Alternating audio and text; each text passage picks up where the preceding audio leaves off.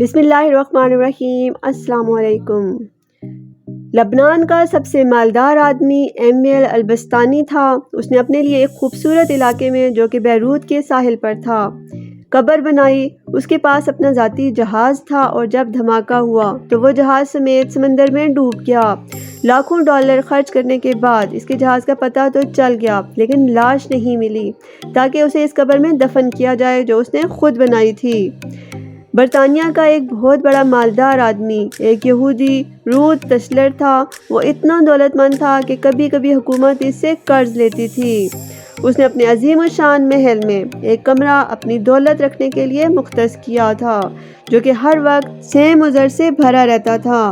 ایک دفعہ اس کمرے میں داخل ہوا اور غلطی سے دروازہ بند ہوا۔ دروازہ صرف باہر سے کھل سکتا تھا، اندر سے نہیں۔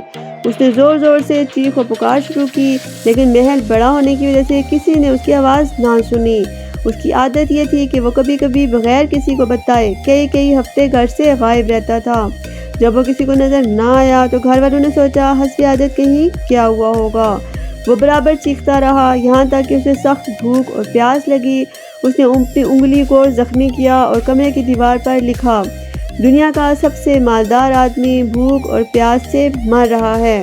اس کی لاش کئی ہفتے بعد دریافت ہوئی۔ یہ پیغام ہے ان لوگوں کے لیے جو سمجھتے ہیں کہ مال و دولت ہی ہر مشکل کا حل ہے اور دنیا کی ہر ضرورت اس سے پوری کی جا سکتی ہے۔ دنیا سے جانا ایک بڑا حادثہ ہے لیکن ہم یہاں نہیں جانتے کہ کب، کیسے اور کہاں جانا ہے۔ انسان سفر پر جاتا ہے اور پھر واپس آتا ہے، گھر سے باہر جاتا ہے اور پھر لوٹتا ہے، لیکن جب دم نکل جائے تو پھر کوئی واپس نہیں لوٹتا۔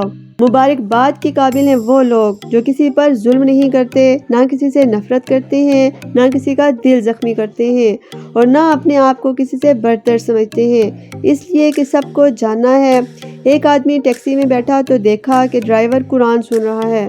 اس نے پوچھا کیا کوئی آدمی مرا ہے؟ اس نے کہا ہاں، ہمارے دل مر چکے ہیں۔ قیدی اس لیے قرآن مانگتا ہے کہ قید تنہائی میں اس کا ساتھی بنے۔